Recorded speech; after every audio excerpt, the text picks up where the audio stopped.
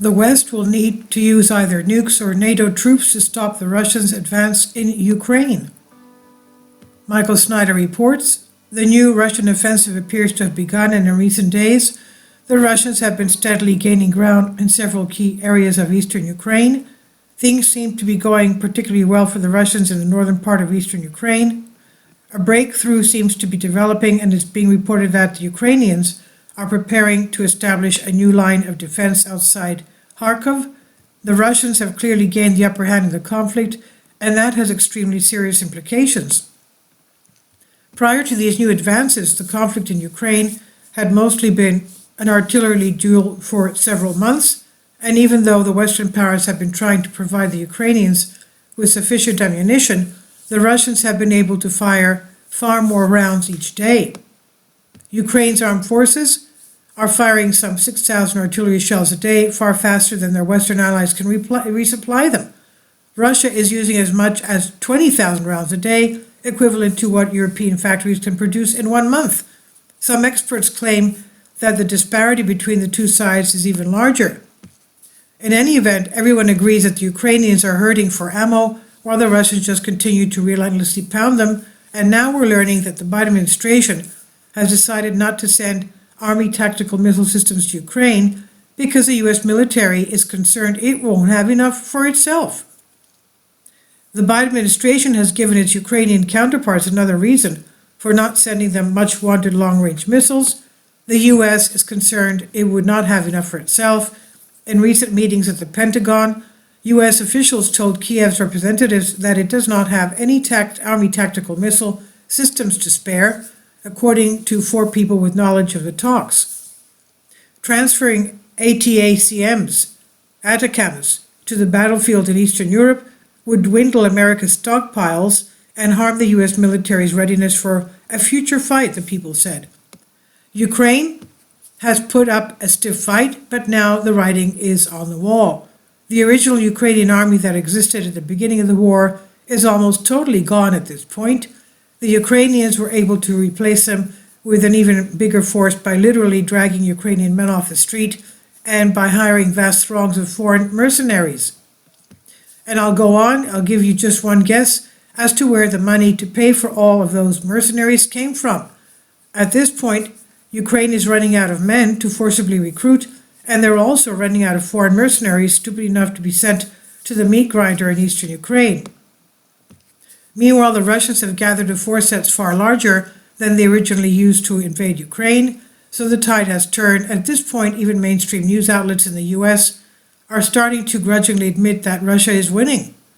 USA Today raised some eyebrows when it deviated from the usual narrative by acknowledging little by little Russia is winning the ground war in a pivotal area of Ukraine, citing a quote given by a pro-Ukrainian spokeswoman.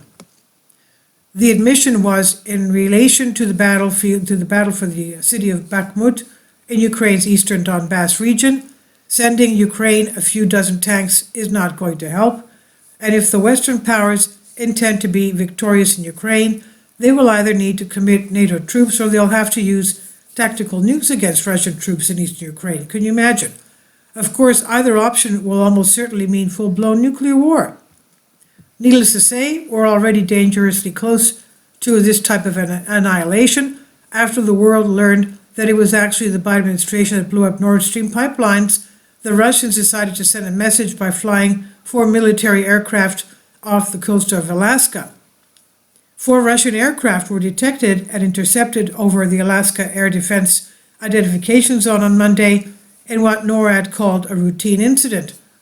2 F-16 fighter jets were dispatched by NORAD to intercept the Russian aircraft, which included a Tu-95, Berth H, and Su-35 fighter jet. And by the way, the Chinese also sent us a message by sending ships and aircraft alarmingly close to Taiwan. Nearly 24 Chinese military aircraft and ships were seen in the Taiwan Strait on Monday morning.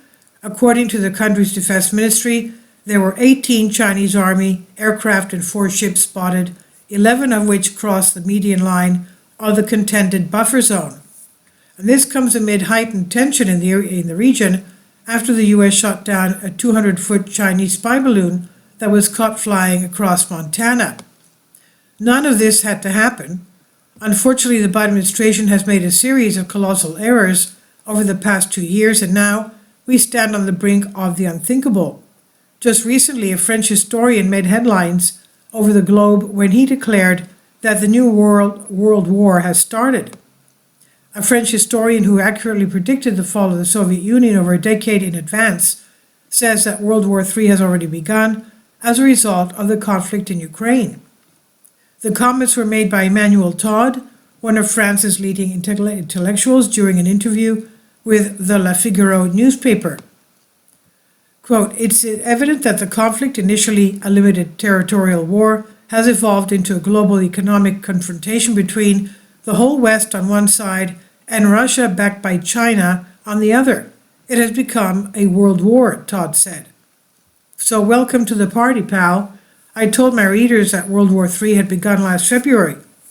Thankfully, the nukes have not started flying yet, because once the nukes start flying, hundreds of millions of people will end. Research by Rutgers University experts published in August suggests even a limited nuclear war could trigger global starvation of hundreds of millions of people. Fatalities arising from nuclear winter effects over the months after the war would lead to casualty numbers many times greater than those suffering in the more immediate blast, heat, fires, and radiation, it claims. Unfortunately, the Biden administration is not going to change course. Even though we were warned that all of this was coming in advance, the Biden administration refuses to listen to warnings from people like us. So the warmongers in the administration just going to continue to escalate matters with both Russia and China. This is not going to end well, but most of you already knew that. It's finally here, Michael's new book entitled End Times, now available in paperback for Kindle on Amazon. And this is written by Michael Snyder. About the author, my name is Michael, and my brand new book entitled End Times, now available on Amazon. In addition to my new book, I've written 6 other books that are available on Amazon, including 7-Year Apocalypse, Lost Prophecies of the Future of America, The Beginning of the End, and Living a Life That Really Matters. When you purchase any of these books, you help to support the work that I'm doing. And one way that you can really help is by sending copies as gifts to family and friends. Time is short, and I need help getting these warnings to the hands of as many people as possible.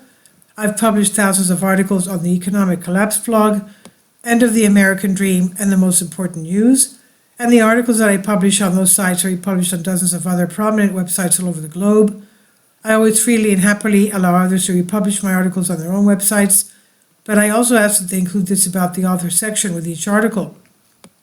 The material contained in this article is for general information purposes only, and readers should consult licensed professionals before making any legal, business, financial, or health decisions. I encourage you to follow me on social media, Facebook and Twitter, and any way that you can share these articles with others is definitely a great help. These are such troubled times and people need hope. John 3:16 tells us about the hope that God has given us through Jesus Christ. For God so loved the world that he gave his only begotten Son, that whosoever believeth in him should not perish but have everlasting life. If you have not already done so, I strongly urge you to invite Jesus Christ to be your Lord and Savior today. This is by Michael Snyder on the Economic Collapse blog. Please leave your comments, and thank you for your support. Kindly support my Patreon account. The daily posts are 5 videos daily, and they are totally different from what I have on my YouTube channel. Thank you so much for your support, and that you find all my content so interesting. You'll find the Patreon account details in the description box.